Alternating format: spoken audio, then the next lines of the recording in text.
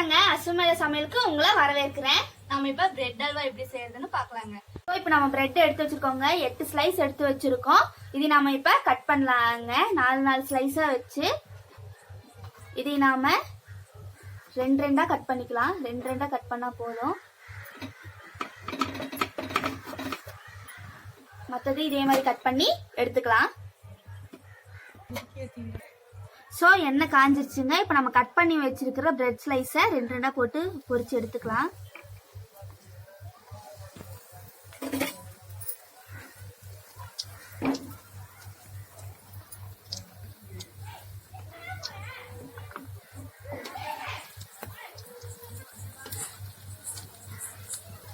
நல்லா பொன்னிறமா பொரிச்சுக்கலாம். ஸோ நம்ம இந்த அளவுக்கு பொன்னிறமா பொரியிற அளவுக்கு வச்சுட்டு போதுங்க. இப்போ நம்ம இதை எடுத்துடலாம். நல்லா ஃப்ரை ஆயிடுச்சு.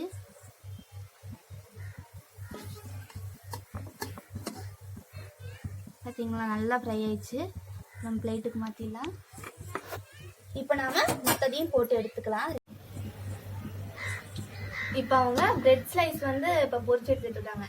அந்த கேப்ல நான் உங்களுக்கு ஒரு கதை சொல்ல போறேன். அதுவும் இந்த பிரெட் வச்சு தான். அதை வச்சு நான் உங்களுக்கு கதை சொல்றேன். ஒரு ஊர்ல வந்து ஒரு கிராமத்துல ஒரு விவசாயி ஒருத்தவங்க இருந்தாங்க. அவங்களுக்கு வந்து ஒரு பையன் ஒண்ணு பொண்ணு ஒண்ணு.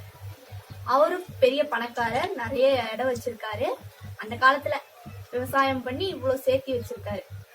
அவருக்கு சாப்பாடுக்கு எந்த கஷ்டமும் இல்லை. இவ்வளவு சொத்து வச்சிருக்காரு. பையன் சொல்ற பேச்சு கேட்க மாட்டான்.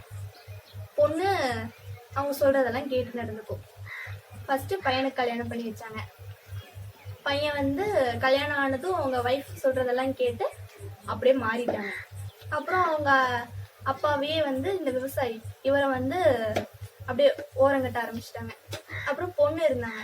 சரி, இருக்கிற கொஞ்சம் பணத்தையாவது வச்சு சொத்தை வந்து பாதியா பிரிச்சு அதுல ஃபர்ஸ்ட் பங்க பையனுக்கு கொடுத்துட்டாங்க. அவன் அதிகமாவே எடுத்துக்கிட்டான். 2வது பொண்ணுக்கு இருக்கிறத வச்சு கல்யாணம் பண்ணி வச்சிடலான்னு சொல்லி நல்ல பெரிய பணக்கார இடமா பார்த்து கல்யாணம் பண்ணி வச்சுட்டாங்க. அப்புறம் கடைசியில இவருக்கு இருந்த சொத்து எல்லாத்தையும் அந்த பொண்ணு பேர்லயும் எழுதி வச்சுட்டாரு. இப்ப இவர்கிட்ட எதுவுமே இல்லை. கடைசியில இவரை பார்த்துக்க ஆளும் இல்லை. இவரை பார்த்துக்க ஆள் இல்லாதனால கடைசியில அவரு ஊரூரா நாடோடி மாதிரி சுத்த ஆரம்பிச்சிட்டாரு. பொண்ணு வீட்டுக்கு போனாலும் மாப்பிள்ளை மரியாதை கொடுக்கறது இல்லை. அதனால பொண்ணு வீட்டுக்கு போறது இல்லை. பையன் வீட்டுக்கு போனா அங்க அவங்களோட பையனோட ஒய்ஃபும் எதுவும் சேர்த்திக்கிறது இல்லை. யாரும் சாப்பாடும் போடல. அதனால அவரே வெளியே வந்துட்டாரு. வெளியே வந்ததுக்கு அப்புறம் ரொம்பவுமே ஏதாவது வேலை தேடினாரு.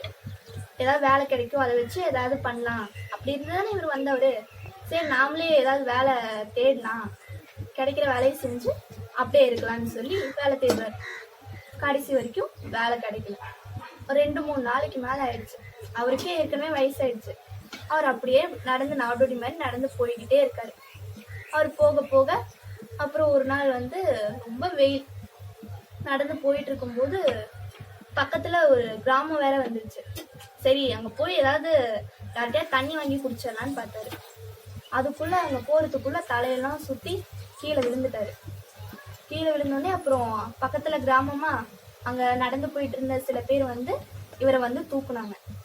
தூக்கி அப்புறமா அங்கேயும் எதுவும் சாப்பிட்றதுக்கு அப்போதைக்கு எதுவும் இல்லை. ஏன்னா அவர் போன டைம் அப்படி. அப்புறம் அங்க பக்கத்துல ஒரு சின்ன கடை ஒன்று இருந்துச்சு. அங்க இந்த மாதிரி பிரெட்டு பன்னெல்லாம் வித்துட்டு இருந்தாங்க. அதுல இருந்து ஒரு பிரெட் வாங்கிட்டு வந்து ஒரு பாக்கெட் வாங்கிட்டு வந்து கொடுத்தாங்க. கொடுத்ததுக்கு அப்புறம் அதை நல்லா சாப்பிட்டாரு.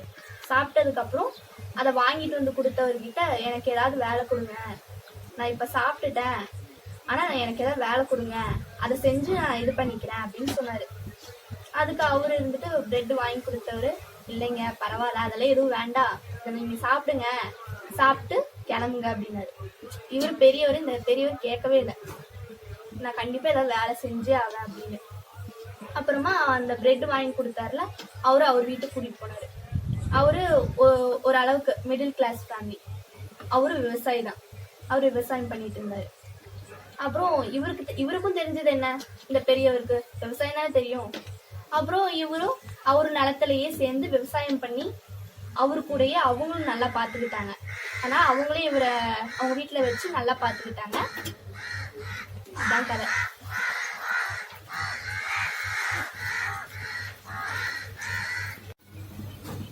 இந்த கதையில இருந்து என்ன தெரியுது நம்மளுக்கு? நம்ம தன்னம்பிக்கையோட இருக்கணும். அவரோட அந்த பெரியவர் வந்து அவரோட பையனை நம்பியும் இல்ல, பொண்ணு நம்பியும் இல்ல, அவரோட வேலைய உழைப்பதான் நம்பி இருந்தாரு. அதனாலதான் அவர் இவ்வளவு தூரம் கஷ்டப்பட்டு இவ்வளவு தூரம் வந்தும் அவருக்கு ஒரு நல்ல இது கிடைச்சிருக்கு. எல்லாருமே வாழ்க்கையில தன்னம்பிக்கையோட இருக்கணும். சோ நம்ம எல்லாத்தையும் பொரிச்சு எடுத்துட்டோங்க. இதெல்லாம் கொஞ்சம் ஆறட்டும். ஆறுறதுக்குள்ள வாங்க நம்ம நெக்ஸ்ட் என்ன பண்றதுன்னு காட்டுறேன். நம்ம பாத்திரம் வச்சிருக்கோம். இப்ப இதுல நாம 2 டேபிள் ஸ்பூன் அளவுக்கு நெய் சேர்த்திக்கலாங்க. நல்லா நெய் ஹீட் ஆகட்டும். ஏண்டி முந்திரி எடுக்கிறியா? இது நல்லா ஹீட் ஆகணும். ஹீட் ஆனதுக்கு அப்புறமா முந்திரி திராட்சை சேர்த்திக்கலாம். ஸோ முந்திரியும் திராட்சையும் எடுத்து வச்சிருக்கேங்க. ஸோ உங்களுக்கு அதிகமாக போட பிடிக்கும்னா அதிகமாக போட்டுக்கோங்க. எந்த அளவுக்கு வேணுமோ அந்த அளவுக்கு சேர்த்திக்கோங்க. எனக்கு அதிகமாக தாங்க போட பிடிக்கும், அதனால தான் எடுத்திருக்கேன். இப்போ இது காஞ்சோடனே இதில் போட்டு ஃப்ரை பண்ணி எடுத்துக்கலாம்.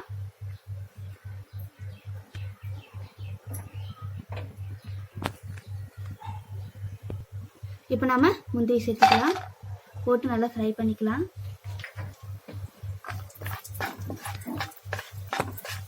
இது கூடவே இந்த திராட்சையும் சேர்த்திக்கலாம். போட்டு நல்லா ஃப்ரை பண்ணிக்கலாம்.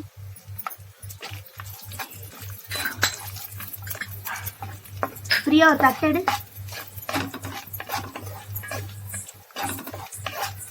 இது நல்லா ஃப்ரை பண்ணிக்கலாங்க பொன்னிறமா வர வரைக்கும்.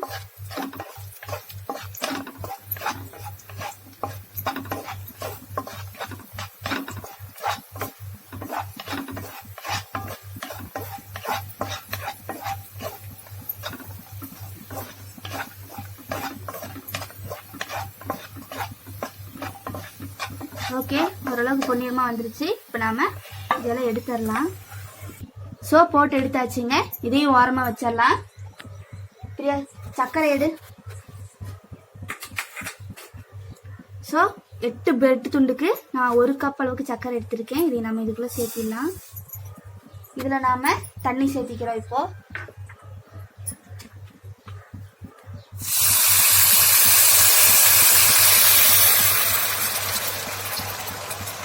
போதும். அது சர்க்கரை முழுகிற அளவுக்கு தண்ணி சேர்த்துனாவே போதும். இப்போ இந்த சர்க்கரை நல்லா கரைஞ்சி காயணும்.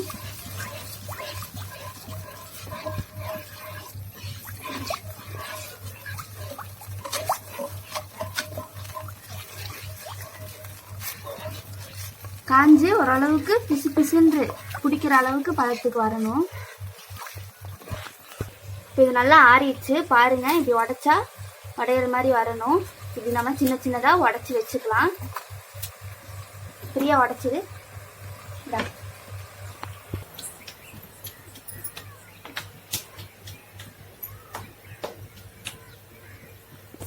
இப்போ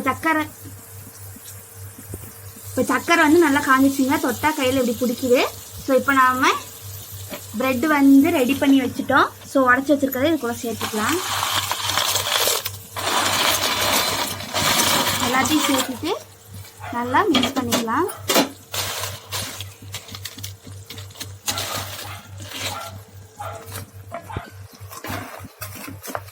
இது நம்ம நல்லா இதுல மிக்ஸ் பண்ணிக்கலாங்க. நல்லா இந்த பாங்கிலே இது ஊறி மிக்ஸ் ஆகணும்.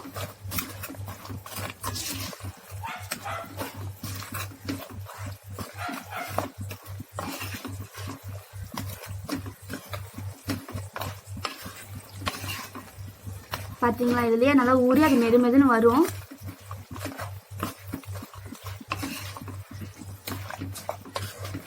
சக்கரை பாங்கெல்லாம் ஈர்ற அளவுக்கு மிக்ஸ் பண்ணிக்கணும்.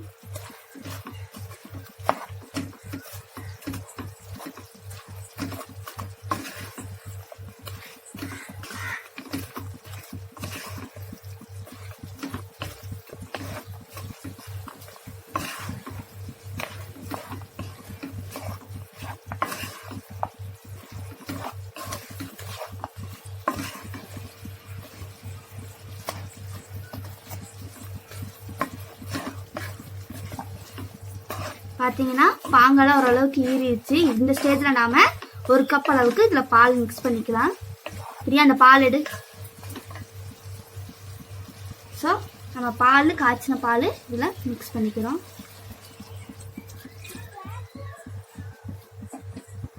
இதில் நாம் நல்லா மிக்ஸ் பண்ணிக்கலாம். இல்லையா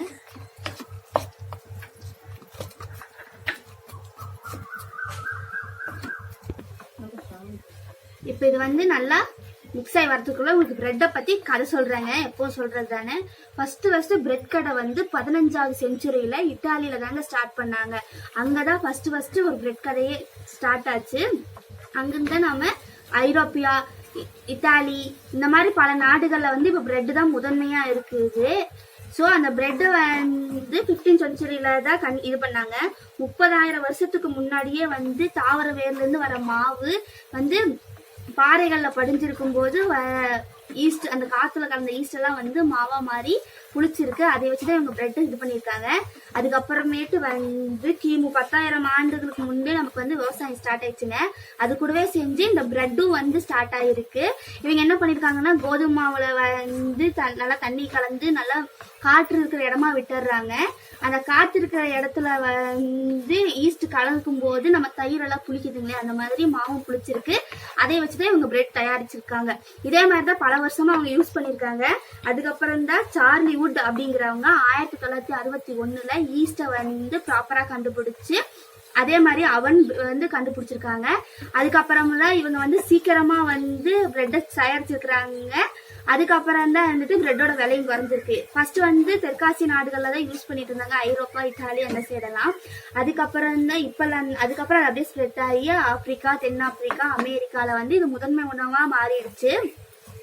இந்த முதன்மை உணவா மாறினது வந்து இப்போ நிறைய இதுல இருக்கு. ஆனா ஆசியால மட்டும் எப்பவுமே அரிசி தாங்க முதன்மை வதிக்குது. ஸோ பிரெட் வந்து இப்படிதாங்க நமக்கு கிடைச்சது. பல வேறுபட்ட மக்கள்கிட்ட இருந்து பல்லாயிரம் வருஷங்களுக்கு முன்னாடி இருந்து நமக்கு இது ஸ்டார்ட் ஆயிருக்குது. ஒரு ப்ராப்பரான பெட்டா வந்து நமக்கு 1961 தான் கிடைச்சிருக்கு. அதுக்கப்புறம் தான் நமக்கு பேக்கரி எல்லாமே ஸ்டார்ட் ஆயிருக்குங்க. இப்போ பாத்தீங்கன்னா இந்த பிரெட் வந்து எல்லா பாலையும் நல்லா உறிஞ்சு எடுத்துருச்சு. பாத்தீங்கன்னா உங்களுக்கே தெரியும். இந்த ஸ்டேஜ்ல நாம கொஞ்சமா நெய் மிக்ஸ் போட்டுக்கலாம்.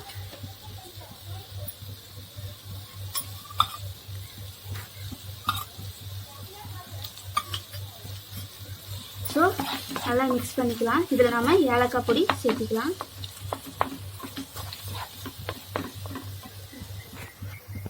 இப்போ ஏலக்காய் பொடிங்க அதையும் போட்டுடலாம் மேலே.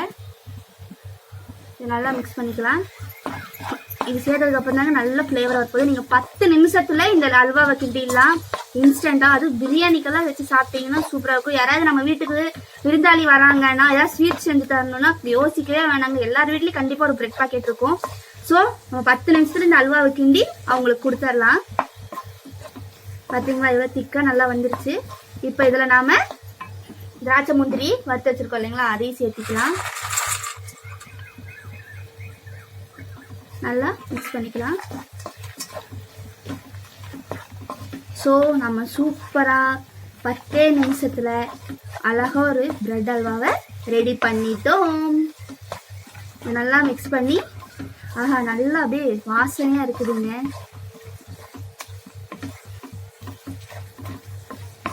சூப்பரான பிரெட் அல்வா.